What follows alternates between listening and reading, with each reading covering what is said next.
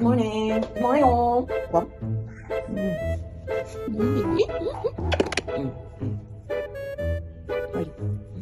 Where did you sleep? Where did you sleep? Down? Assalamualaikum. So, ito nga si Caspar. Kung nagtataka kayo guys, ba't ang dami kong pusa? Sa totoo lang, meron talaga akong sariling pusa sa bahay. Ito sila, si Blue at si Melaine. Yung kapatid ko ang nagbabantay sa kanila ngayon.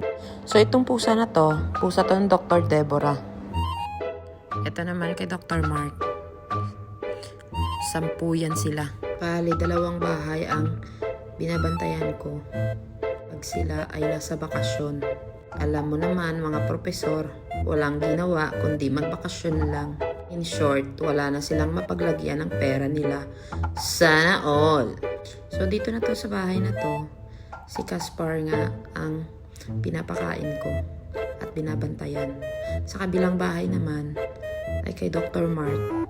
Doon naman ay meron siyang 10 pusa sa loob at 7 pusa sa labas. Diba? Ang dami. Hindi naman halata na mapagmahal talaga yung amo sa mga pusa.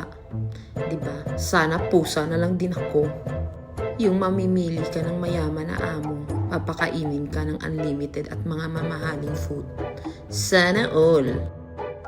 Ang mga pusa, walang problema. Pakain-kain lang, patulog-tulog, palaro-laro.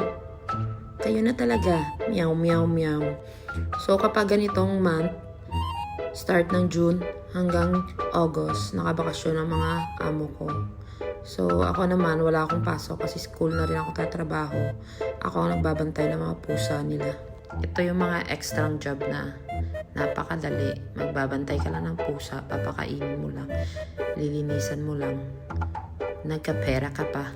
Siyempre, may bayad, pero secret lang, baka malaman ng iba.